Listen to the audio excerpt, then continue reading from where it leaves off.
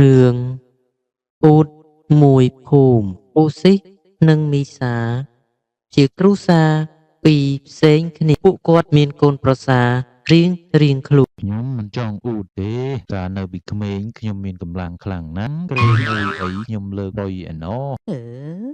ចង់ក្អួតកាលពីនៅកំឡោះក៏អួតតែឥឡូវបាកញ្ចាស់ទៅហើយក៏នៅតែអួតទេ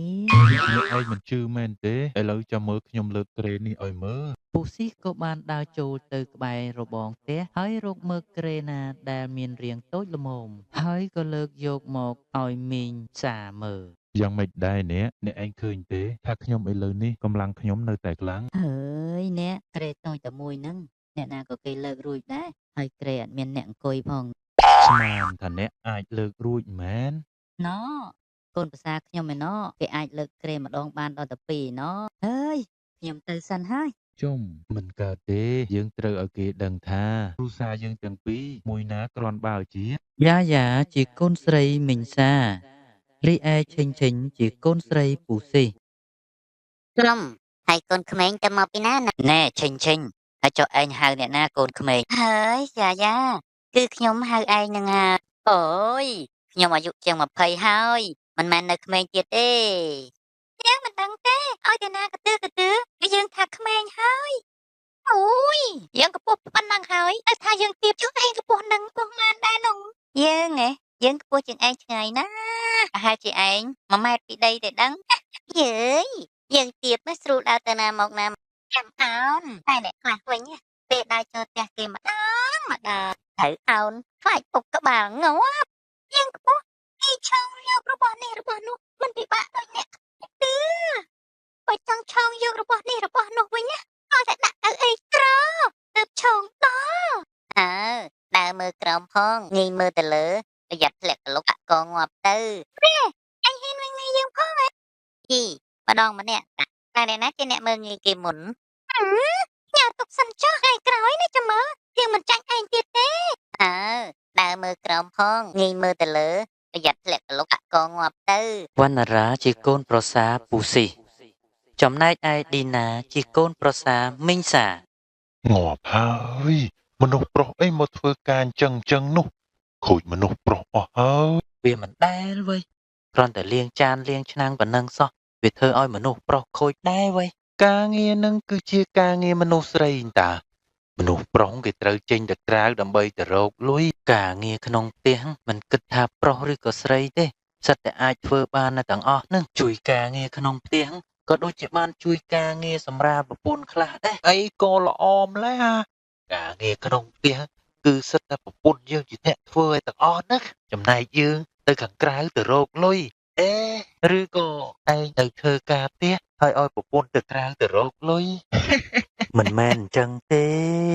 យើងចេញទៅរកលុយរាល់តែថ្ងៃដូចតែឯងអញ្ចឹងដែរតែពេលមកដល់ផ្ទះឆ្លៀតពេលជួយប្រពន្ធធ្វើការងារផ្ទះខ្លះចប់អត់ហើយចប់ប្រពន្ធឯងទៅខាងណាមិនឲ្យគេធ្វើទៅយើងមកពីរកលុយអស់កម្លាំងហត់ត្រូវការសម្រាប់ត្រូវការដើរលេងយើងទៅរកលុយវាមិនមែនជាការងារលំបាកអីទេតែគ្នានៅផ្ទះឯនេះវិញទេដែលលំការងារផ្ទះរាប់រយចំពោះគ្នាហត់ណាស់ជួយធ្វើការងារផ្ទះដើម្បីឲ្យប្រពន្ធគ្នាបានសម្រាកខ្លះផងឯងធ្វើអញ្ចឹងខូចប្រុសគេអស់រឿងដែលឯងធ្វើថ្ងៃហ្នឹងណាមិនមកឯងកុំប្រាប់គេផ្សេងឲ្យដឹងសោះណាវើយនាំខ្មាស់គេគ្មានអីត្រូវខ្មាស់គេផងឯងមិនខ្មាស់តែគ្នាដែរខ្មាស់គេណាវើយហើយនេះទៅវិញហ៎មិនដឹងជាខ្មាស់គេស្អីទេគ្រាន់តែជួយការងារប្រពន្ធតិចសោះបែរជាទៅខ្មាស់គេទៅវិញអត់យល់ណែកូនពុកដូចជាទ្រាំមិនបានទេកូនមានរឿងអីទៅពុកគ្រូសាហ្នឹងដូចជាមើងងាយគ្រូសាយើងដល់ហើយរាល់ថ្ងៃនេះហើយសូម្បីតែកូនស្រីរបស់គាត់នឹងក៏មើងងាយខ្ញុំដែរខ្ញុំទ្រាំមិនបានទេណាពុកពុកត្រូវធ្វើអ្វីម្យ៉ាងហើយពុកក៏គិតអញ្ចឹងដែរយើងត្រូវធ្វើអ្វីមួយឲ្យគេដឹងថាគ្រូសាយើងនិងគ្រូសាគេមួយណាគ្រាន់បើជាងពូហូលជាបុរសពោះម៉ាយម្នាក់ដែលប្រពន្ធស្លាប់ចោលហើយគាត់ក៏គ្មានកូនដែរសពថ្ងៃនេះនៅក្នុងភូមិមានតែខ្ញុំទេដែលក្រជាងគេរោគព្រឹកខ្វះល្ងាចរោគល្ងាចនោះខ្វះបាត់ហើយជីវិតហើយចុះហេតុអីបានជាខ្ញុំលំបាកយ៉ាងនេះ លោកពូមិញហ្នឹងខ្ញុំលឺលោកពូល្អម្នាក់ឯងពីរឿងអីហ្នឹង ក្មួយអើយក្មួយពូចំណាស់នេះទៅហើយកម្លាំងក៏វាថមថយប្រពន្ធនោះក៏ស្លាប់ចោលទៀតរីឯកូននោះក៏គ្មានមួយគ្រាប់នឹងគេដែរ ហើយចុះនៅផ្ទះលោកពូឥឡូវហ្នឹងនៅមានសល់អង្គហូបដែរឬទេ អើយក្មួយអើយនៅលើផ្ទះអ៊ំហ្នឹងនៅក្នុងធុងអង្គនៅសល់តែមួយកំប៉ុងទេហូបបានប្រហែលជាថ្ងៃហ្នឹងហើយស្អែកប្រហែលជាអត់មានអីហូបទេក្មួយអើយ ហើយមិនអីទេពូអញ្ចឹងចាំមើលស្អែកខ្ញុំនឹងម៉ែនឹងឆ្លៀតយកអង្គមកឲ្យពូហូបខ្លះ អញ្ចឹងពូសូមអរគុណទុកជាមុនហើយណាក្មួយ មិនអីទេលោកពូអញ្ចឹងខ្ញុំសូមលាលោកពូទៅសិនហើយណា ហ្នឹងហើយសុខសប្បាយណាក្មួយណាតាមផ្លូវ ណែអូនឮថាគ្រូសាពូហូលណាឥឡូវនេះឮថាគាត់ដូចជាខ្វះខាតខ្លាំងណាស់អូនមែនហើយបងអូនឮថាគ្រូសាមីសានោះគាត់ក៏នាំគ្នាទៅផ្ទះពូហូលនោះដែរណាបង ត្រូវហើយអូនបើអញ្ចឹងស្អែកយើងទៅលេងផ្ទះគាត់ត្រូវតែមានស្អីយកទៅជូនគាត់អញ្ចឹងដែរណាអូនកុំឲ្យចាញ់ពួកគេឲ្យសោះណាអូន មែនហើយបងអូនគិតថាគ្រូសាមីសាហ្នឹងយ៉ាងច្រើនគាត់ឲ្យអង្គពូហូលហ្នឹងមកកំប៉ុងពីរកំប៉ុងតែប៉ុណ្ណោះ ត្រូវហើយអូនយើងត្រូវតែឲ្យរបស់របរឲ្យពូហូលហ្នឹងច្រើនជាងគេណាមួយយើងត្រូវឲ្យគាត់ដឹងថាមានតែគ្រូសាយើងតែប៉ុណ្ណោះដែលមានជីវភាពធូរធារហ្នឹងជាងគេណាអូនហើយក៏ចិត្តល្អហ្នឹងជាងគេដែរណាអូន ចាមែនហើយបងចាំមើលថ្ងៃស្អែកច្បាស់ជាដឹងគ្នាហើយណាបងលោកពូហ្នឹងហើយថ្ងៃនេះខ្ញុំយកអង្គមកឲ្យលោកពូពីរកំប៉ុង អូពូអរគុណច្រើនហើយណាក្មួយហើយចុះឪពុកម្ដាយរបស់ក្មួយហ្នឹងសុខសប្បាយទេណាក្មួយ ចាពូគាត់សុខសប្បាយទេពូអរគុណពូហូលថ្ងៃនេះខ្ញុំបានទិញសាច់ជ្រូកនិងបន្លែខ្លះយកមកឲ្យពូណាពូឃើញតែឆេញគាត់បានទិញបន្លែហើយនិងសាច់ហ្នឹងយកមកឲ្យពូខ្លះហើយថ្ងៃហ្នឹងពូដឹងតែឆ្ងាញ់មាត់ជាជារំខានទេពូ ពូសូមអរគុណច្រើនហើយណាក្មួយឆេញដែលបានទិញសាច់ជ្រូកហើយនិងបន្លែខ្លះយកមកផ្ញើពូ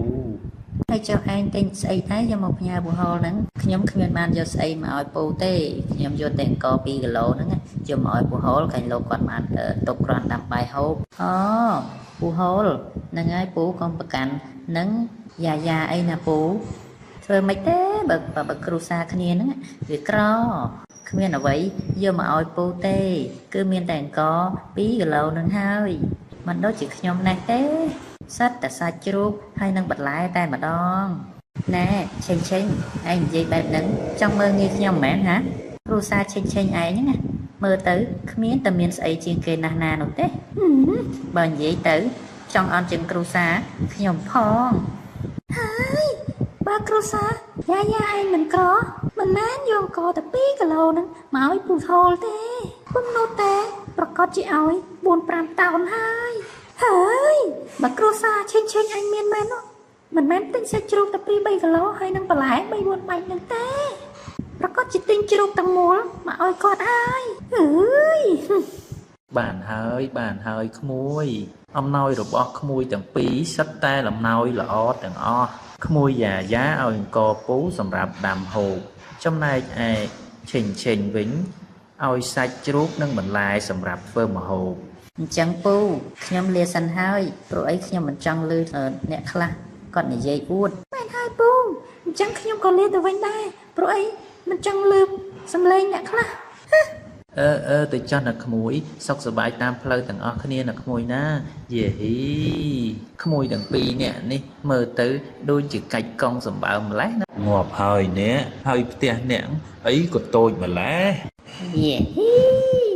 ប៉ុណ្ណឹងហើយនៅថាទៅទៀតហើយផ្ទះលបងឯងហ្នឹងធំជាងផ្ទះខ្ញុំហ្នឹងប្រហែលទៅ ទោះយ៉ាងណាក៏វារៀងធំជាងផ្ទះអ្នកឯងដែរនិយាយចំណែកឯកូនប្រសាររបស់អ្នកដូចជាមើសដល់ហើយគេថាមើសហ្នឹងកេះឆ្នាំងបាយធ្លុះណា កូនប្រសាររបស់ខ្ញុំធម្មតាទេអាខ្លាចតែកូនប្រសាររបស់អ្នកទេ កុំមកចង់ប្រៀបធៀបកូនប្រសាររបស់អ្នកនិងកូនប្រសាររបស់ខ្ញុំឲ្យសោះវាខុសគ្នាឆ្ងាយណាស់ ខុសគ្នាឆ្ងាយមែនតែបើសិនជាឲ្យខ្ញុំរើសយកកូនប្រសាររបស់លបងខ្ញុំយកកូនប្រសាររបស់ខ្ញុំវិញ កូនប្រសាររបស់ខ្ញុំវាបកែរោគលុយជាងកូនប្រសាររបស់អ្នក អូយអារឿងរោគលុយកូនប្រសាររបស់ខ្ញុំនោះក៏វាមិនអន់ណាស់ដែរខណ្ឌណាពេលមកដល់ផ្ទះវិញចេះជួយការងារប្រពន្ធទៀតហើយកូនប្រសារបែបនេះអ្នកផ្សេងមិនប្រកាសថាមានកំណាងបានជួបនោះទេ ខ្ញុំមិនអោយចាញ់អ្នកទេចាំមើលខ្ញុំទៅដល់ផ្ទះវិញខ្ញុំនឹងឲ្យកូនប្រសាររបស់ខ្ញុំធ្វើការងារផ្ទះដូចជាកូនប្រសាររបស់អ្នកដែរហើយចាំមើលតើអ្នកណាវាគ្រាន់បើជាង សូមអញ្ជើញប្រហែលជាធ្វើការងារផ្ទះហ្នឹងបានតែថ្ងៃដំបូងទេមើលទៅអេដើមត្នោតមានអ្នកណាគេឈ្មោះដើមត្នោតយេហ៊ានហៅយើងថាដើមត្នោតផងអីចង់យ៉ាងម៉េចអាកតឿហើយទោះបីជាយើងកតឿក៏យើងមានប្តីស្អាតដែរវើយប្តីរបស់យើងស្អាតជាងប្តីរបស់យើងស្អាតជាងប្តីរបស់យើងសង្ហាឲ្យប្រកែរកលុយទៀតប្តីរបស់យើងមិនត្រឹមតែប្រកែខាងរកលុយទេថែមទាំងសង្ហា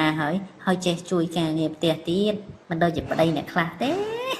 គ្រាន់តែមកពីធ្វើការភ្លាមរត់ប្រោចរកតែនៅផ្ទះមួយជំហានមិនបានទេដឹងស្រីស្អីទេគ្រាន់តែការងារផ្ទះក៏ឲ្យប្តីជួយធ្វើការដែរចំណែកយើងវិញមិនឲ្យគាត់ធ្វើទេវាខ្លាចគាត់អត់ចំណែកតៃយើងវិញណាដល់ភ្លាមស្ទុះពឹងទៅជួយការងារប្រពន្ធហើយប្តីខ្ញុំក៏និយាយថាអូនណាអូនកុំធ្វើអីអូនទៅសម្រាប់ចាស់ការងារនឹងទុកឲ្យបងជាអ្នកធ្វើអើយអៀកចង់ក្អួតនិយាយមកអួត ក្មួយឌីណាទៅណានឹងក្មួយ បាទពូថ្ងៃហ្នឹងជាថ្ងៃអាទិត្យទំនេរមកដើរលេងបន្តិចទៅហេមើលទៅពូដូចជារៀងក្រាន់បើជាងមុន យេពូគ្រាន់បើជាងមុនយ៉ាងម៉េចទៅក្មួយ ពូគ្រាន់បើជាងមុនដោយសារតែពូខំប្រឹងប្រែងរកស៊ីដែលកាលពីមុនពូពិបាកចិត្តរឿងប្រពន្ធស្លាប់ហើយពូមិនចង់ធ្វើអ្វីសោះកាលនោះ មែនហើយក្មួយកាលពីមុនពូពិបាកចិត្តណាស់ហើយពេលនោះពូសឹកតែមិនចង់រស់ទៀតផងហើយក្រោយមកពូក៏ដឹងថាតើតែខំប្រឹងធ្វើការទើបជីវិតហ្នឹងវាមិនពិបាក មែនហើយណាពូមិនមកទេពូរកប្រពន្ធមួយទៀតទៅណាពូគ្រាន់បានជាគ្នាកំដរ ពូគិតថាចឹងដែរហ្នឹងណាបើពូនៅម្នាក់ឯងមើលទៅវាដូចជាអបសោកដែរណា ពូអើយបើរកប្រពន្ធរកមើលកមុំទៅពូ ពូចំណាស់នេះទៅហើយទៅរកកមុំស្អីទៀតរកតែមួយម៉ាយដូចគ្នាទៅវាល្អជាង មែនហើយពូរកមើលអ្នកណាដែលមានវ័យប្រហាក់ប្រហែលដែលពូគិតថាសមនឹងពូទៅអើយពូកុំតែជឿឌីណាពូជឿតែខ្ញុំទៅវាល្អហើយពូយកប្រពន្ធក្មេងទៅបានស្អាត អើយអាក្មួយឯងចេះថាតែប្រពន្ធក្មេងឯណាគេមកស្រឡាញ់ពូនោះគេក្មេងគេរកក្មេងគ្នាគេនោះទៅចំណែកឯពូចាស់រកអ្នកចាស់ប្រហែលពូនឹងហើយ ហើយពូនិយាយត្រូវ ឯងនេះតាមតែកាច់កង់យើងរហូតតែហ្មងឌីណាងាប់ហើយទិញស្អីគេហ្នឹង ទិញត្រីយកទៅធ្វើម្ហូប អើយអ្នកអត់លុយទិញសាច់ជ្រូកហូបមែនបើថាខ្វះលុយចាំខ្ញុំឲ្យ ណែលបងខ្ញុំមិនមែនដល់ថ្នាក់ក្រសុំលុយលបងឯងទិញម្ហូបនោះទេគ្រួសាររបស់ខ្ញុំណាវាចូលចិត្តហូបត្រី មែនអត់លុយណាអីថ្ងៃនឹងខ្ញុំទិញសាច់ជ្រូកយកទៅខអើយហូបសាច់ជ្រូករាល់ថ្ងៃពេកឡើងចង់ធុញទៅហើយ អើយខ្ញុំឯនេះណាហូបតែត្រីរាល់តែថ្ងៃហ្នឹងវាមិនដែលធុញផង ធ្វើមិនទេបើយើងរកលុយវាមិនសូវបាននោះទិញតែសាច់ជ្រូកហូបតាទុកឲ្យអ្នកមានគេទិញត្រីហូបតា យ៉ាប់មែនគ្រូសានឹងចូលចិត្តតែអួតគេបើសិនជាមិនបានអួតគេប្រហែលជាស៊ីបាយមិនឆ្ងាញ់ហើយមើលទៅបងឌីណាអូនឆ្ងល់ដល់ហើយគ្រូសាពូស៊ីគាត់ចូលចិត្តអួតតែគ្រូសាគាត់ថាគ្រូសាគាត់នឹងចេះចុះហើយមកបង្អាប់គ្រូសារបស់យើងហ្នឹងថាអន់ជាងគេរហូតហើយអូនអើយអូនមកពីគេច្រណែននឹងគ្រូសារបស់យើងហ្នឹងណាម៉ែរាល់ថ្ងៃហ្នឹងក៏ធុញនឹងគ្រូសានោះដែរវាអួតនៅវាអួតខ្លាចតែគេនឹងលើសខ្លាចតែគេនឹងល្អជាងខ្លួនអ្នកម៉ែខ្ញុំឃើញគ្រូសារបស់គាត់ហ្នឹងចាយលុយច្រើនណាស់ណែកូនម៉ែក៏ដឹងដែរគេធ្វើអញ្ចឹងគេចង់ឲ្យគេដឹងថាគ្រូសារបស់គាត់ហ្នឹងជាគ្រូសាអ្នកមានលុយចាយហ្នឹងមិនចេះអស់ ចំអ្នកម៉ែតើគ្រូសាគេនឹងមើលទៅមិនសមលុយទុកទេអីបើចាយវាយម្លឹងនោះនឹងហើយកូនគេមិនសមលុយទុកដូចគ្រូសាយើងអញ្ចឹងទេចាំមើលថ្ងៃណាមួយគេនឹងភ្លឺភ្នែកខ្លួនគេហើយ ក្មួយឌីណាពូមានប្រពន្ធហើយ អបអសាទរណាពូហើយចុះប្រពន្ធពូឥឡូវទៅណាបាត់ហើយ អូប្រពន្ធពូទៅផ្សារបាត់ហើយតែនិយាយថាគ្រូសាពូស៊ីហ៎ឬថាគាត់ចាយវាយសម្បើមដល់ហើយតិចនេះតិចនោះបង្អួតគេឡើងពេញតែភូមិ អូលោកពូគាត់ធ្វើបែបហ្នឹងគឺគាត់ចង់ឲ្យអ្នកភូមិហ្នឹងណាឃើញគាត់ហ្នឹងណាថាគាត់គឺជាគ្រូសាអ្នកមាន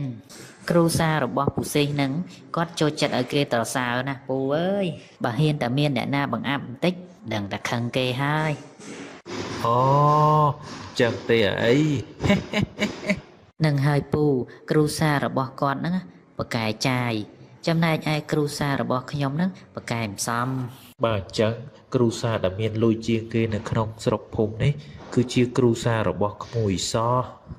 កុំនិយាយអីពូប្រយ័ត្នតែគ្រូសានងដឹងគេមិនសប្បាយចិត្តទេបងឥឡូវនៅក្នុងភូមិនេះគេទៅសារថាគ្រូសារបស់យើងណាមានជាងគេ មែនហើយអូនឥឡូវគ្រូសារបស់មីងសាហ្នឹងស្ងាត់មាត់ឲ្យជ្រាប មែនហើយបង ពុកសប្បាយចិត្តមែនទែនពុកអាចយកឈ្នះគ្រូសាមីងសានឹងបានហើយគេមិនហ៊ានក្អកជាមួយនឹងគ្រូសាយើងទៀតទេឲ្យដឹងថាមាសនិងផ្លាកទីនមួយណាមានតម្លៃជាង